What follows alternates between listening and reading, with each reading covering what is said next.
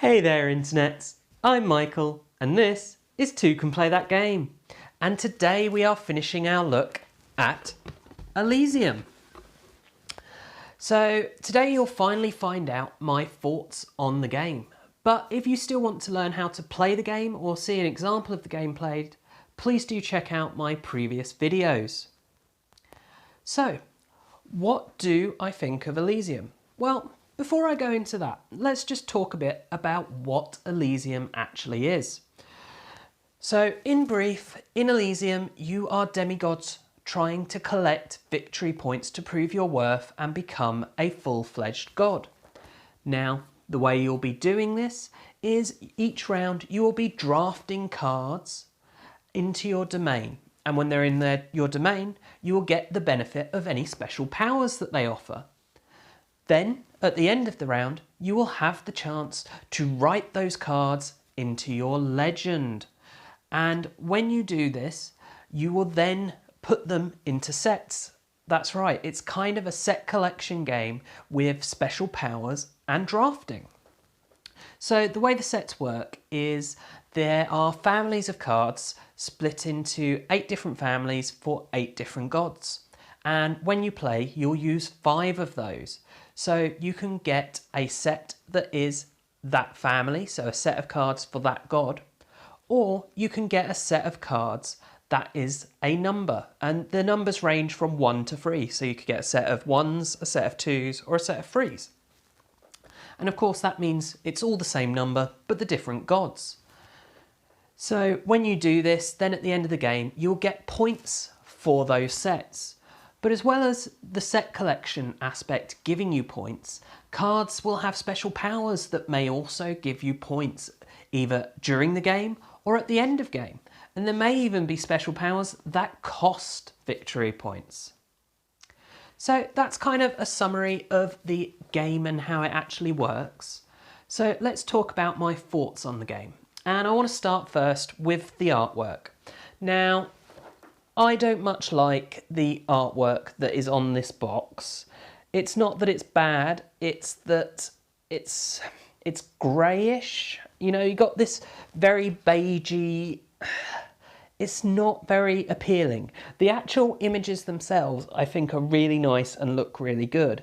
It's just a bit of a flat image that doesn't jump out or appeal in any particular way. Then, of course, we have the artwork on the rest of the cards. Now, I actually quite like these. They're very much sort of a style of artwork that's kind of like old paintings sort of thing.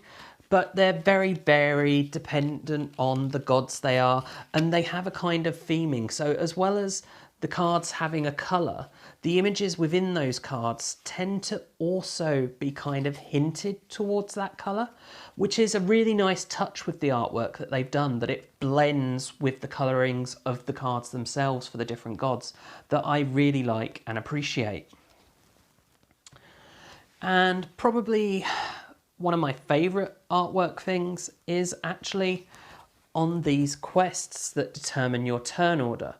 And the reason for that is just that it is reminiscent of the kind of claywork, pottery images of ancient Greece. So it keys in lovely to the theme for me.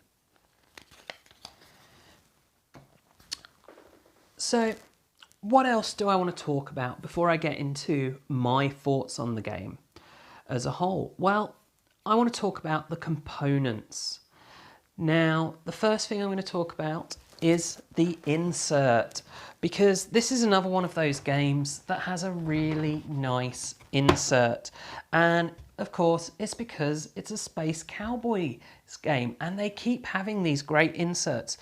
Okay, they're cheap molded plastic, which might not feel as nice as some of the cardboard inserts, for example, but it's so much more functional because everything has its place. You've got these sections up here for these coins to go in, and then there's a space on top of that for this to just nicely fit, and everything's like that. You've got these slots for the cards, you've got spaces for cards. It is fantastic and does the job lovely, and like the player boards disassemble, and these are really good player boards, nice quality. They fit together nice and easily when you're playing with them, but they're not hard to then get apart. And then they have this nice little slot, and they just slot in, and there's finger grooves for you to get them back out. I love the insert, it works great. But obviously that's not really a component of the game. It's part of what you're buying, but it's not something you'll be using when you're playing the game. So let's talk about some other components. Well, before we get into the major components, I want to talk about this little leaflet. Now, I say little, it's actually quite a large leaflet with a lot of text. But this can be really helpful if you're not too sure based on the text on the actual card or the symbology on the card, what it actually does. They've cleverly included a nice little crib booklet to explain every single one of those cards to avoid any confusion, which I think is a lovely thing component-wise for them to have done. Now, I had out a second ago the top of the pyramid, and this is the same quality cardboard as the bottom of the pyramid and all these other bits of cardboard here. And these are really nice heavyweight cardboard. They're not thin, they're not flimsy, they hold their shape nicely, and they will last nice. There's not going to be an issue of bits falling off or coming apart with this. Now, I've played a version of this game that was in a games cafe and had seen probably hundreds of plays with drunk people and things spilt around it or near it, and it was still in near pristine condition. So that speaks highly of the components. So what else do we need to talk about? Well, you've got these quests. Again, these are the same cardboard as those player pieces, nicely printed, really nice quality, heavyweight cardboard. They're doing a great job so far on these components, aren't they? Well, let's talk about the tokens. Still that good heavyweight cardboard. They are nice, practical, functioning tokens. My one maybe small complaint with it is with regards to the money and the XP tokens. I feel the proportioning of the singles to the fives isn't quite right for when you're playing a 4-player game. You run out of singles far too quickly. But other than that, the actual quality of those components is great. It could just do with having a few more singles there. So one thing we haven't talked about component-wise is the cards.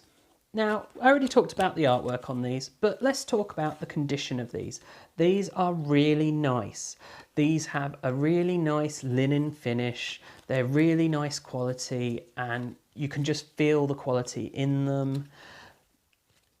And as I say, I've played a copy of this game that's had so much use, and the cards were still in pristine seeming condition. They hadn't rubbed or faded particularly at all. Okay, along the edges, they've got that kind of darkening that happens due to dirty hands and oils and stuff. But the cards themselves are top-notch quality. So there's one thing left to talk about, and that is my favourite thing component-wise in this game, and that is these little columns that you're using to buy things. Now, these are wooden and they have a really nice feel to them. The paint finish on these wooden columns is really nice. The one thing that is a shame is that the stickers don't come on them originally. I've had to put those on. And of course that means that if I was no good at doing this, they would be a bit wonky and out of sorts. But I think I did an okay job. But these have a really nice feel, and you could have had any kind of token, and making it these columns gives it a Greek feel to it. And as well as that, just having these columns in front of you that you can feel and hold, and they're nice and tactile, and it just enhances the experience of playing the game. So that's all the components discussed. So what this leaves us with is the gameplay. And I do love the gameplay in this, Now, I don't know if you watched all my videos, but I have done a video where I've talked about the fact that I seem incapable of winning a game of Elysium, but I still enjoy it, and I enjoy it because of the way that gameplay works. The way you do the drafting with your columns and choosing what you expend to be able to buy a card, and that not being directly related, what you're expending to what you're buying, is different to any other game I've played. It works really nicely. You're only drafting these 4 cards a turn, but you're still able to block each other, interfere with each other, be like having to plan, well, if I take that, then I'm not going to have the colours, and what am I going to spend? There are so many thoughts and so much tactics going on in this game, but at the same time, there is this little bit of luck with what cards will come out in each epoch, in each round.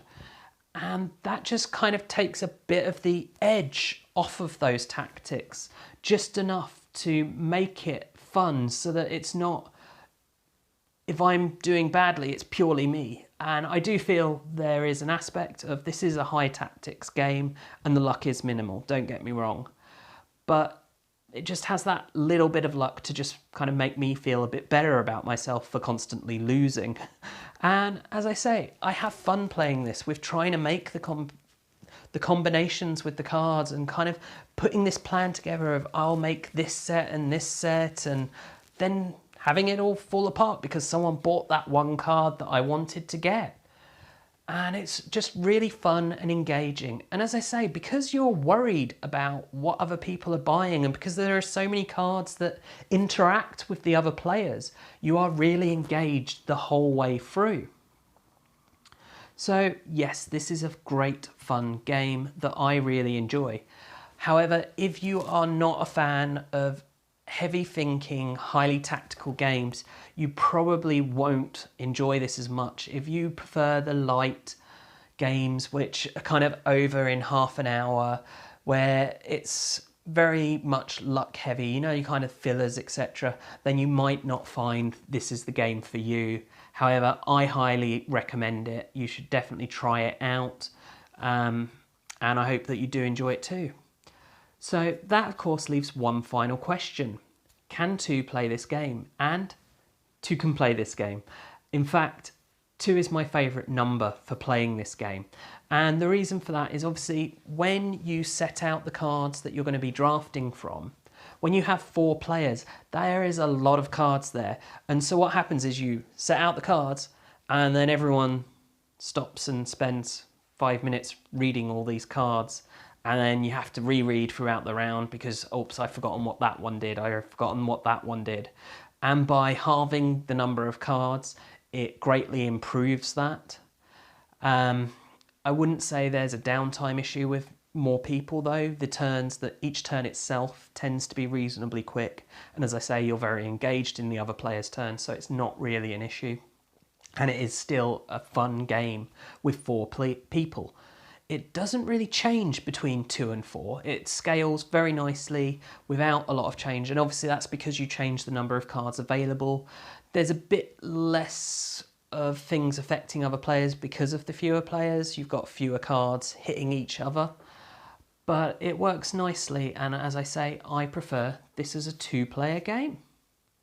So that's my thoughts on Elysium. Please do check it out if you get the chance to. And I do hope that you have found this video useful as to whether or not you do want to do that. And of course, if you have found this video good, then please do check out the rest of the videos on the channel, as well as sharing the channel with your friends and family and subscribing to the channel. And of course, please do also check us out on social media. We are on Facebook and also on Twitter. And as always, thanks for watching and bye for now.